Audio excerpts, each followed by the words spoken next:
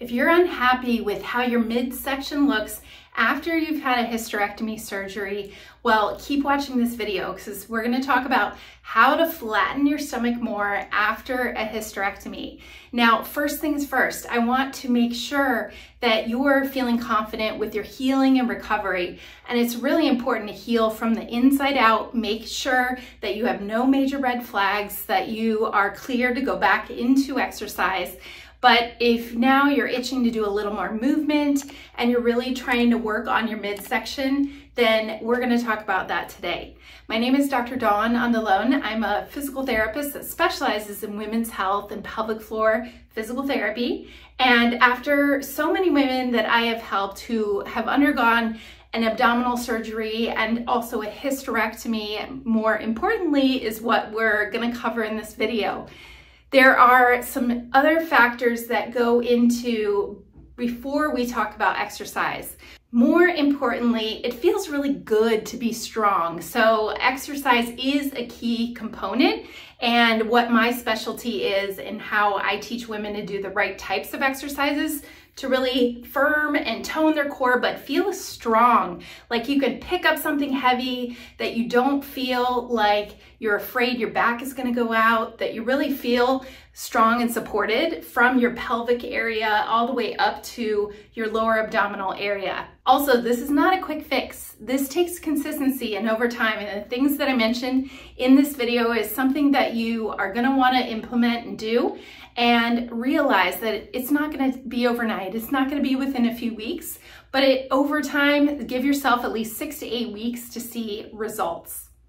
Now, common things that I see and women tell me also as well that they're frustrated with is just feeling more abdominal bloating, feeling like they just don't have enough support and they feel weak through here. And also with the hormonal shifts, and they are noticing that their midsection might look and feel a little bit different. It's important to know too that you can't be spot specific, but if you are integrating this into a full fitness program and doing some cardiovascular exercise, working on your nutrition and whole body strengthening, then this piece of exercise, which I will mention after I talk a little bit about nutrition, is going to be very helpful in order for the appearance and the tone of your midsection.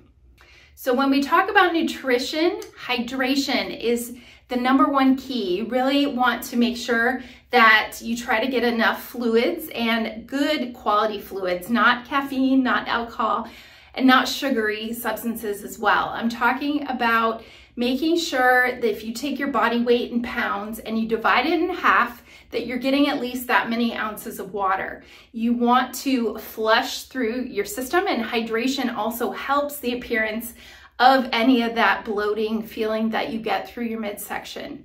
You also are going to want to focus on higher fiber foods, higher protein foods, lean proteins, and counting up your protein every day, making sure that you're getting 0.6 to 0.8 and multiply that by your body weight is a good amount of protein to shoot for, because that helps healing and repair, and it also helps those muscle fibers when you are weight training and lifting weights and working on strength training. It's going to help your body repair and recover a lot faster too. So be patient with your results, but nutrition and hydration are key factors in order to help also the appearance of your abdominals, and avoiding really processed foods, things with a lot of sugar or a lot of fats.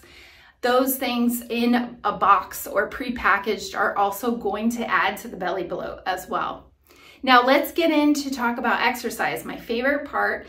And when women think of core exercises, a lot of times they think of crunches or planks, but you really have to focus on working on the interior muscles from the inside out. And those internal muscles are in relation to what really makes up the core, which is your deep abdominal muscles. I'm not talking about those six-pack abs, but the intra-abdominal muscles that call the transverse abdominis. It wraps around and acts like a corset around your spine. So think of if you wear an abdominal brace, maybe right after surgery. Also, I have a video on that you can watch as well about wearing an abdominal binder after surgery.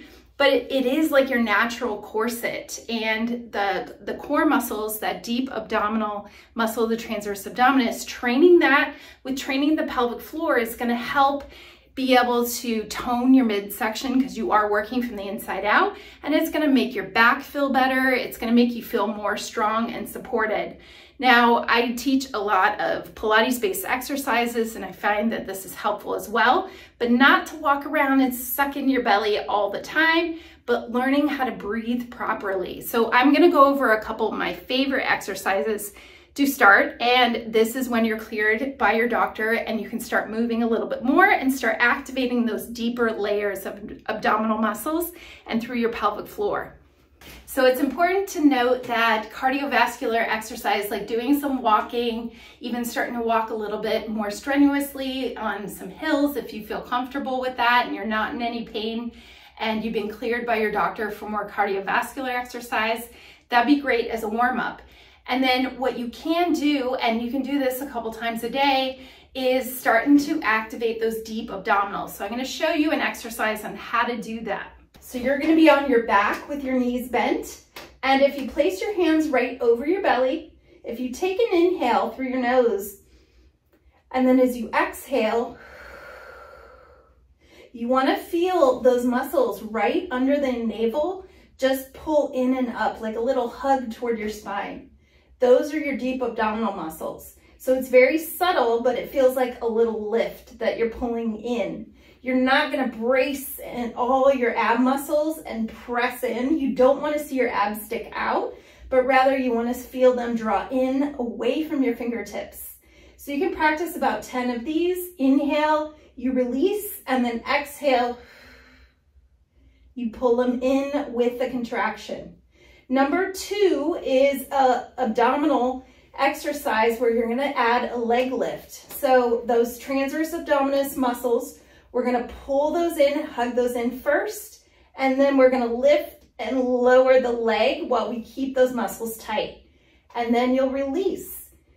Inhale, exhale, pull them in, lift, lower, and release. So I'm going to do 10 of these on each side, making sure you're drawing in those muscles as you move the leg. You want to draw them in first and then move the leg up and down and then release it at the end. And you can try that on each side. One of my favorite ones to just train your brain to connect to your muscles to get the right deeper ones, a little tighter and firmer. So as you can see, it's nothing with a crunch yet, but working on those 2 first. And once you feel stronger and more supported with those, then you can move into more of a crunch exercise. Okay, for the third exercise I'm going to show, I have a little ball here I use for Pilates. You can also have a pillow between your knees. You don't have to have a ball, but the point is to squeeze so you get a little extra contraction there, right in the pelvic floor area and your inner thighs. So I'm going to inhale, I stay relaxed, I'm not contracting anything. And then as I exhale, I'm going to place my hands on my thighs. I'm going to curl up with my fingertips here on my thighs, and I'm going to shoot for trying to get those fingertips up toward my knees with a little ball squeeze. Inhale, release, and then exhale, and you're curling up. As you can see, I'm tucking my chin. I'm not lifting with my head, but I'm tucking my chin to curl up, looking right under the ball.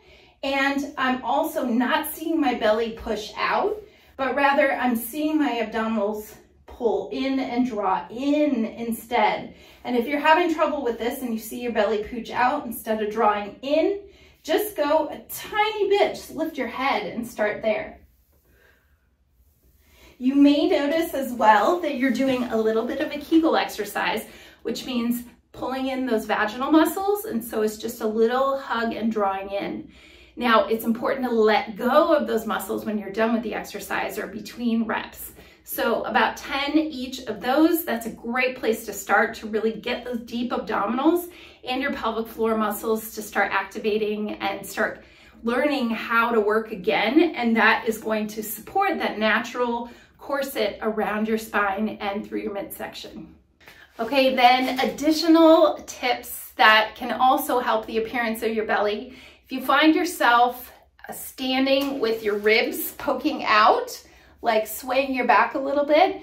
Just always remember you're trying to keep your ribs over your pelvis, because this is also going to help those abdominal muscles give a little more support to your back, and also help the appearance, because you're not going to stand in a posture where you're really sticking your belly out, kind of like a pregnant woman.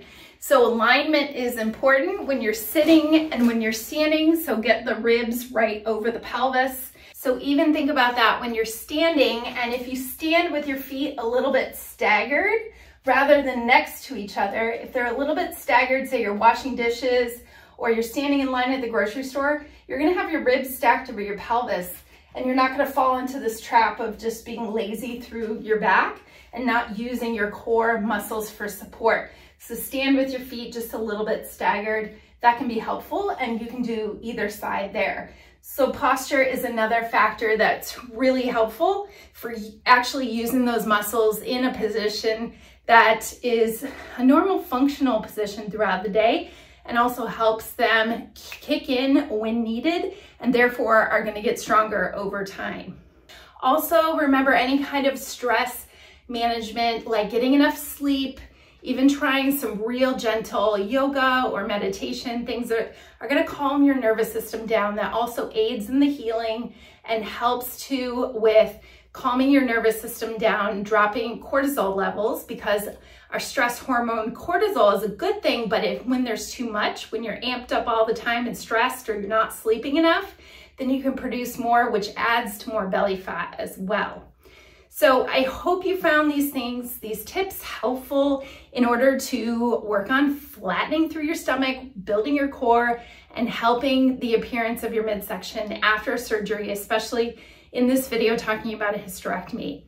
I also have a program that can help coach you through this with some of the exercises I showed you here, and so much more with a hysterectomy recovery. So there is a link right below this video that you can go and learn more about that self-guided online program as well.